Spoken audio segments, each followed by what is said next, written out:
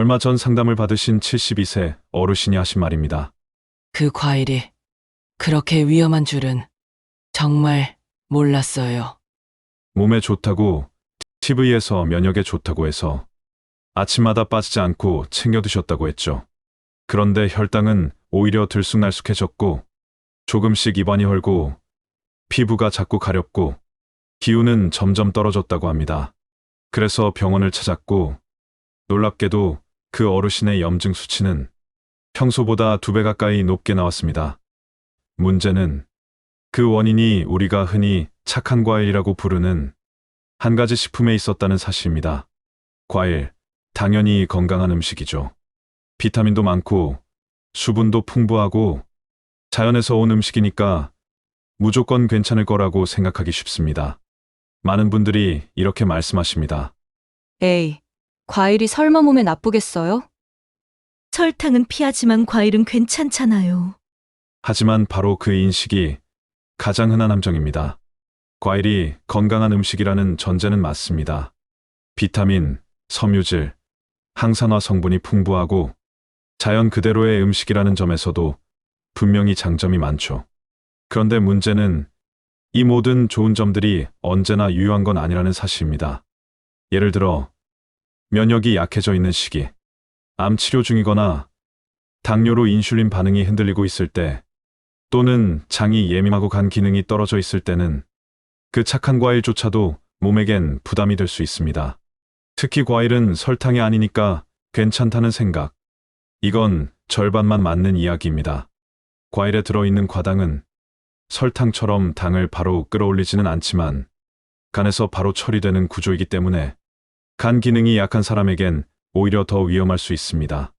서울대 식품영양학과의 자료에서도 과당이 혈당을 급격히 올리지는 않아도 간내 지방 축적과 염증 유발에는 더 민감하게 작용한다는 보고가 있습니다. 또 하나, 비타민이 많으니 감기 예방에 좋다는 말도 건강할 때는 맞지만 이미 면역이 흔들리는 시점에서는 비타민보다 당질의 충격이 더 크게 작용하는 경우도 많습니다. 즉, 과일이 해로운 것이 아니라 누구에게 어떤 상태에서 어떻게 먹느냐에 따라 전혀 다른 결과를 만든다는 겁니다. 아무리 착한 음식도 몸이 받아들일 준비가 되어 있지 않으면 그건 독이 될 수 있습니다. 그래서 오늘 이야기처럼 과일이 착하니까 괜찮겠지라는 인식은 지금 이 순간부터 조금 바뀔 필요가 있습니다. 하지만 특히 면역력이 떨어진 분들, 당뇨를 앓고 계신 분들, 그리고 항암 치료 중인 분들에게는 이 과일 하나가 몸 안의 염증을 키우고 회복을 방해하며 심지어 암세포의 활동을 도와주는 역할까지 할 수 있습니다. 오늘 영상에서는 많은 분들이 착하게만 생각하는 이 과일에 숨겨진 진실과 그 과일이 왜 특정 사람에겐 독이 되는지, 그거 어떻게 먹어야 내 몸을 지킬 수 있는지 과학적 근거와 실천법을 함께 전해드립니다. 이 이야기가 나와 내 가족의 건강을 바꾸는 작은 단서가 되길 바랍니다. 영상이 도움이 되신다면 좋아요 한번 눌러주시고 댓글로 여러분의 경험도 꼭 나눠주세요. 이런 정보는 함께 나눌수록 더 많은 분의 건강을 지킬 수 있습니다. 왜 몸에 좋다고 알려진 음식이 어떤 사람에게는 독이 될까? 우리가 놓치고 있는 건 뭘까? 사실 과일 자체가 나쁘다는 게 아닙니다.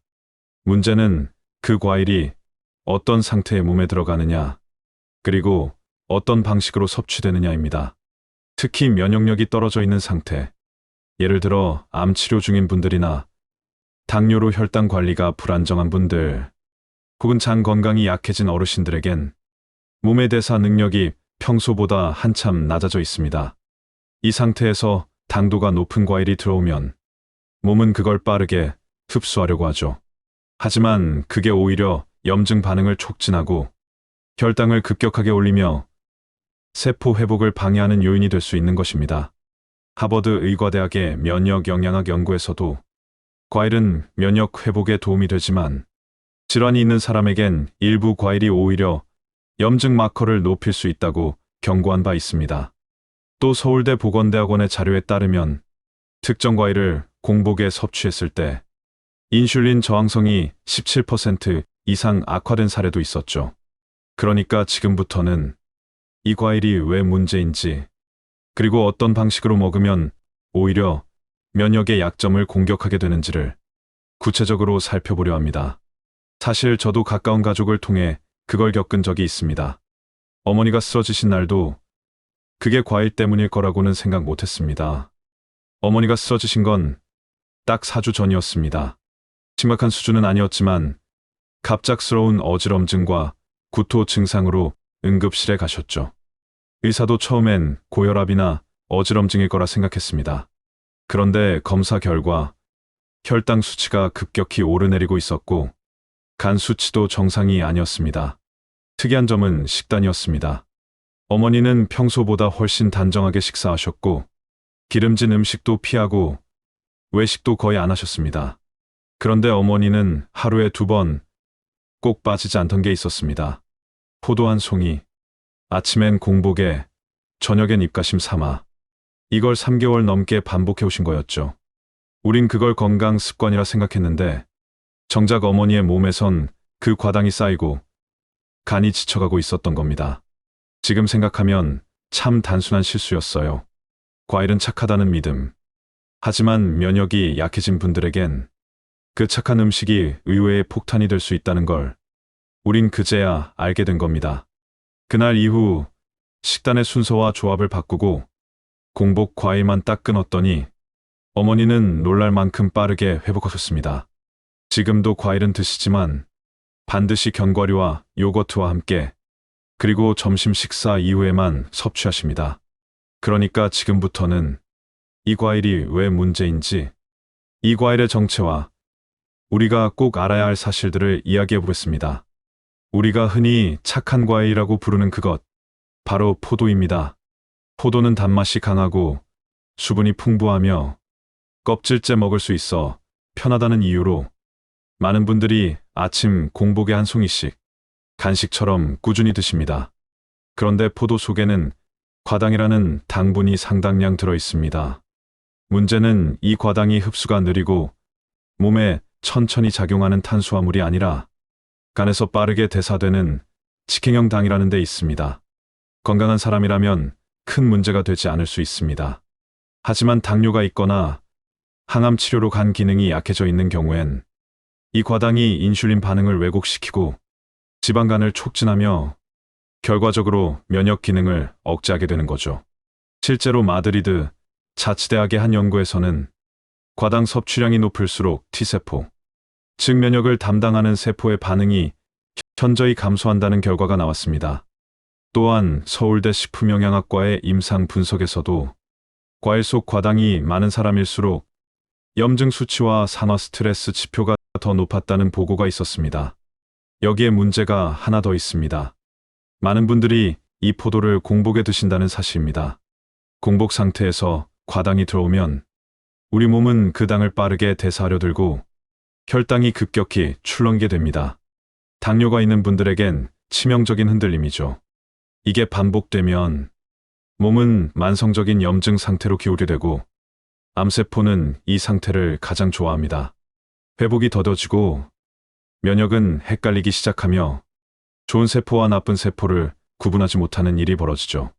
그래서 착한 줄만 알았던 이 과일이 어르신들의 식단에선 위험한 트리거가 될 수 있다는 겁니다. 사실 우리가 과일을 피할 필요는 없습니다. 다만 어떻게, 언제, 무엇과 함께 먹느냐에 따라 그 과일이 내 몸에 약이 될 수도 독이 될 수도 있다는 걸 아셔야 합니다.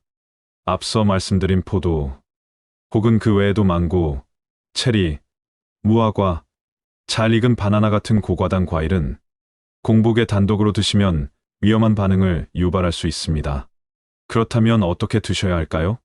첫 번째는 단독 섭취 금지입니다. 과일을 간식처럼 과일만 드시는 경우가 가장 흔한 실수입니다. 이럴 때 과당은 단숨에 흡수돼 혈당을 자극하고 인슐린 반응을 왜곡시키게 됩니다. 서울대 의과대학 식이연구팀의 실험에 따르면 과일을 단독으로 먹었을 때보다 견과류나 단백질과 함께 먹었을 때 혈당 곡선의 급등 폭이 무려 37%나 감소했습니다.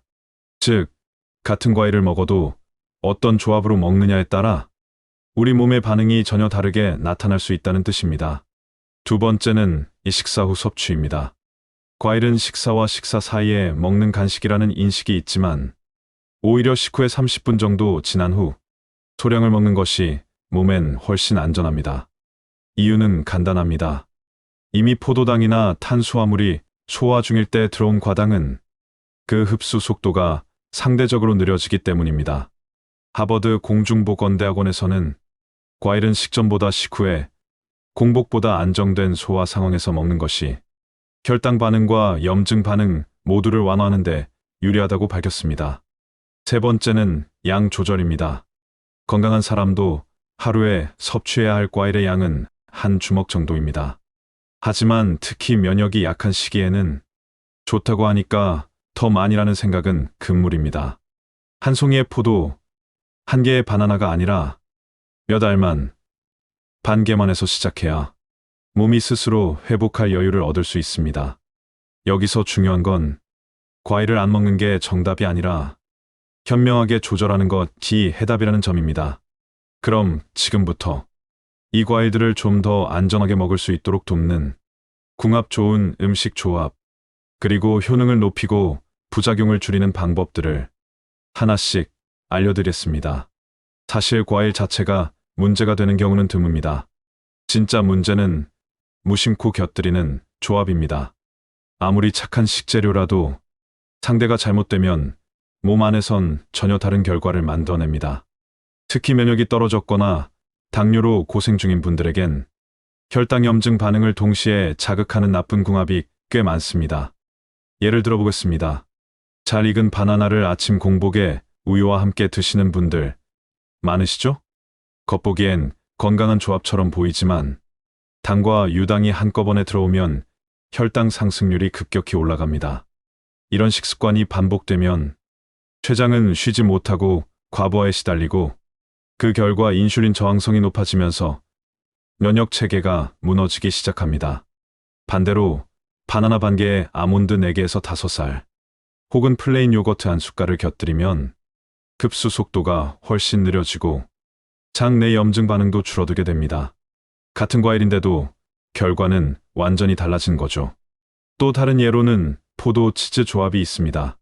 달콤한 포도와 고소한 치즈는 미각적으로도 뛰어나지만 단백질과 지방이 과당의 급속한 흡수를 막아주는 역할을 하기 때문에 면역력이 약해진 분들에겐 오히려 안정적인 간식이 될 수 있습니다. 볼로냐 대학교의 식이면역 연구소에선 식사 내 탄수화물과 단백질, 지방을 어떤 순서와 조합으로 섭취하느냐에 따라 염증 수치가 3배에서 5배까지 달라질 수 있다고 발표하기도 했습니다. 결국 중요한 건 이 과일을 먹어도 되나요?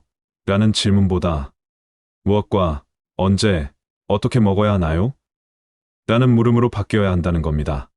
사실 같은 음식이라도 언제 먹느냐에 따라 몸의 반응은 전혀 다르게 나타납니다.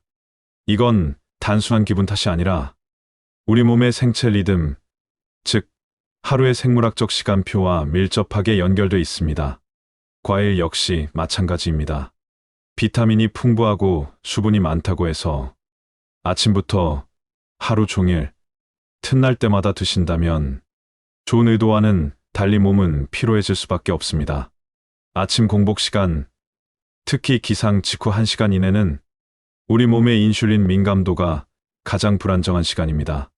이때 과일, 특히 포도나 바나나 같이 당지수가 높은 과일을 단독으로 섭취하면 혈당이 순식간에 올라가고 그 반응을 억제하려는 췌장은 과로를 시작합니다. 이게 반복되면 췌장의 피로는 누적되고 결국 인슐린 저항성과 면역 저하로 이어진 겁니다. 반면 점심 식사 후 30분에서 1시간 사이 혹은 저녁 식사와 취침 사이의 공백 시간대는 과일 섭취에 있어 상대적으로 안정 구간입니다. 이 시간대에는 이미 위장이 부분적으로 작동 중이며 다른 음식들이 혈당 반응을 완화해주기 때문에 과일의 당 성분이 완만하게 흡수될 수 있습니다. 하버드 메디컬 스쿨의 식후 혈당 연구에서도 식후 일정 시간 뒤 섭취한 과일이 공복 섭취보다 염증 반응과 인슐린 반응을 최대 40%까지 낮췄다는 결과가 발표됐습니다. 여기서 중요한 건 시간대를 조절하는 것만으로도 몸 안에 스트레스를 줄 수 있다는 점입니다. 자, 이제부터는 이론이 아닌 실천입니다. 말로만 듣고 넘기는 정보가 아니라 당장 오늘 저녁 식탁부터 적용할 수 있는 현실적인 식단 조합을 안내드리겠습니다. 우선 과일을 가장 안전하게 섭취할 수 있는 하루 한 끼 식사 예시를 들어볼게요. 예를 들어 점심이나 이른 저녁으로 잡곡밥 반 공기, 데친 브로콜리와 두부구이, 된장국이 있는 식사를 드신다고 가정해 보겠습니다. 이 식사를 마치고 30분에서 1시간 뒤 바나나 반 개에 플레인 요거트 100g을 함께 곁들이면 과일의 당 성분이 요거트의 단백질 지방과 함께 천천히 흡수됩니다. 또는 아침을 가볍게 챙기고 싶은 분들은 흰 토스트 대신 호밀빵 한 장, 그 위에 무가당 땅콩 버터를 얇게 바르고 슬라이스한 키위나 블루베리 소량을 올려보세요. 혈당 반응을 최소화하면서도 비타민과 항산화 성분을 충분히 섭취할 수 있습니다.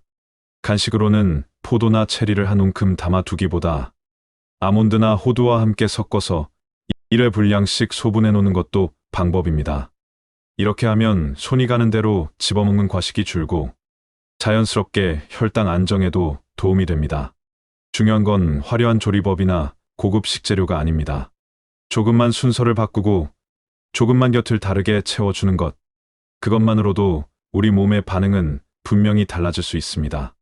특히 암 치료를 받고 계신 어르신, 혹은 당뇨로 식단에 민감한 분들이라면 오늘 알려드린 조합 중 단 하나만이라도 하루 식사에서 실천해 보시길 바랍니다. 이 작은 변화 하나가 몸의 염증 수치와 회복 속도에 예상보다 큰 영향을 줄 수 있으니까요. 이 식단이 하루 만에 기적을 만들진 않습니다. 하지만 1주, 2주, 그리고 4주, 조금씩, 그러나 분명히 몸은 변화를 알아차립니다. 피곤했던 하루가 덜 무겁게 느껴지고, 아침에 눈을 뜰 때 가슴이 덜 답답해지고, 식사 후에도 나른한 졸음이 줄어듭니다. 처음엔 체감되지 않지만, 어느 날 문득, 나 요즘 이상하게 덜 피곤하네? 하는 날이 찾아올 겁니다. 그리고 그건 절대 우연이 아닙니다. 오늘 바꾼 식사의 순서, 과일 하나를 대하는 태도, 그 작은 선택들이 쌓여서 몸을 다시 회복의 길로 이끄는 것입니다. 우리는 종종 뭘 먹는가만 생각하지만 사실 중요한 건 어떻게 먹는가, 무엇과 함께 먹는가입니다. 좋다고 알려진 것도 잘못된 시간에 잘못된 조합으로 먹으면 오히려 내 몸을 해치는 칼이 될 수 있습니다. 특히 면역력이 떨어진 어르신들, 당뇨를 앓고 계신 가족들, 또는 치료 중인 지인이 있다면 오늘의 내용을 함께 나눠주세요. 괜찮겠지라는 말보다 이건 같이 바꿔보자는 말이 훨씬 더 큰 위로가 될 수 있으니까요. 오늘 영상이 조금이라도 도움이 되셨다면 지금 아래 좋아요 버튼 한번 눌러주시고 댓글로 궁금한 음식 조합이나 식단 고민도 나눠주세요. 저도 함께 고민하고 또 더 많은 정보를 드릴 수 있도록 준비하겠습니다. 그리고 구독도 잊지 마세요. 건강은 한 번에 완성되는 게 아니라 함께 나누며 쌓여가는 삶의 선택입니다. 지금 당신의 그 작은 선택이 당신의 면역과 내일을 바꾸게 될 겁니다. 사실 이 영상을 먼저 보시고 생활 습관을 바꾸신 분들의 이야기를 종종 듣습니다. 그중 기억에 남는 분이 한 분 계세요. 68세 여성 어르신이셨는데요. 평소에 당뇨 진단을 받고 조심하긴 하셨지만 아침마다 포도 한 송이를 꼭 챙겨 드셨다고 합니다. TV에서 좋다고 하고 피부에 비타민도 좋다고 하니까 밥은 줄여도 과일은 먹어야 한다는 생각이셨대요. 그런데 갈수록 입안이 헐고 피부도 이유 없이 가렵고 식사 후엔 늘 기운이 쭉 빠지는 느낌이 드셨답니다. 병원에선 뚜렷한 병명을 찾지 못하고 나이 탓이겠지. 하고 넘기려던 차에 이런 영상을 우연히 보게 되셨대요.